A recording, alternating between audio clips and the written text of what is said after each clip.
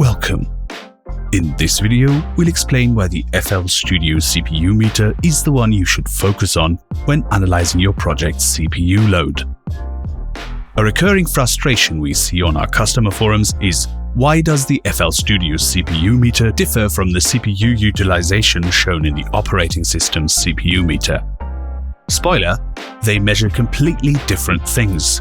Let's break it down step by step.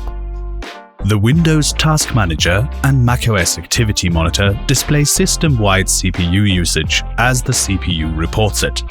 Take my setup for example, a 12-core CPU with 24 threads. Each core has two independent processing units that can work simultaneously. Now, as you can see, most of my cores are showing no activity. They're parked. They're idle as Windows has powered them down, probably to keep Long Beach from transforming into Atlantis 2.0. Keep in mind, the operating system CPU meter reflects activity across your entire system, while FL Studio CPU meter focuses solely on what the application is using. Although the Task Manager can show app-specific CPU activity, it doesn't break down usage per core. The Task Manager reports system-wide CPU utilization as a percentage. That makes sense. Out of 24 threads, 20 aren't doing anything, and only these 4 are active. But here's where things get interesting. Even if one thread is running at 100% load while the others are dormant, Task Manager will only show a 4.16% load. Since it's reporting the fraction of the total CPU being used, this is a measure of capacity, percentage of total cores and threads used. Notice this doesn't tell you whether the CPU can do a specific audio task faster, it just tells you how busy the system thinks the CPU is. For real-time applications like audio processing though, this way of looking at things isn't very helpful. If any one of the CPU threads the audio is running on gets maxed out at 100%, any task relying on that CPU thread, which is often the case with audio applications, will have to wait for it to finish before the audio it's generating can be used on other CPU threads. That's when you start getting audio issues like crackles, pops, and of course FL Studio hitting 100% usage.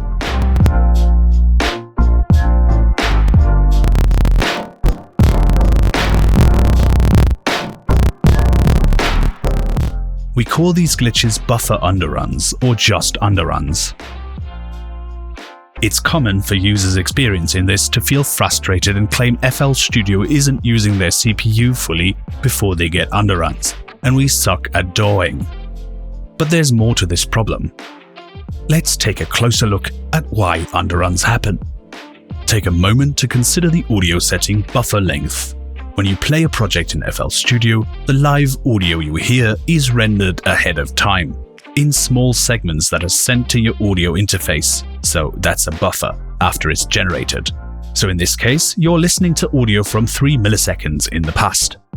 This pre-rendering is done to allow smooth audio playback despite any short spikes in CPU load when your computer can't keep up with real time. But as we'll see, sometimes that's unavoidable. The FL Studio CPU meter then shows the percentage of the buffer length required to fill each audio buffer, compared to the full buffer length. So it measures the real-world time it takes your computer to render one full audio buffer and divides it by the buffer length, or the time it takes to play a whole audio buffer. For example, 20% means FL Studio created the audio for the buffer in 20% of the buffer length. 90% means FL Studio required 90% of the buffer length to fill it with audio, very close to running out of time to fill it. Once FL Studio needs a longer time than is available to fill the buffer, 100%, there will be gaps in the audio, as the buffer is pulled to the sound card before it's filled, and so has tiny bits of silence in it, heard as glitches or stuttering. So remember, the operating system CPU meter was showing the percentage of the CPU in use across all threads. This is different. FL Studio is measuring how much time is needed to fill the buffer. Cores and threads in use versus time to fill a buffer are completely different metrics. But let's see this in action. This example highlights the difference between serial and parallel processing in FL Studio. only instruments and associated effects routed in parallel can actually be processed simultaneously. Serial effects chains rely on the previous effect or instrument, meaning they have to be processed one step at a time, a constraint tied to this reality's unfortunate circumstance that is linear time.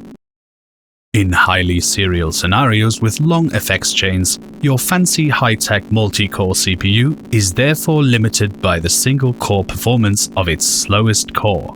You are the weakest link, goodbye. However, separate effects chains on independent tracks can be processed simultaneously on different CPU threads, speeding things up significantly. The key is routing. Using fewer bus and send mixer tracks improves performance and so aligns the FL Studio CPU meter more closely with Task Manager or Activity Monitor. If you're unsure why a project is performing badly in FL Studio, check out the plugin Performance Monitor and sort by either the total or peak metrics. Then try to simplify that instrument or effect by rendering it out to audio and deleting it from the project, or removing some complexity in the effects chain by removing effects that aren't really necessary. Remember, the OS handles thread assignment to cores, so FL Studio can only publish threads and the rest is up to the operating system. The less serial you're routing, the more threads the OS can process, which is why the FL Studio meter is the one to trust. Don't forget to check the video description for a link to the projects made for this video so you can test this out at home. Happy music making!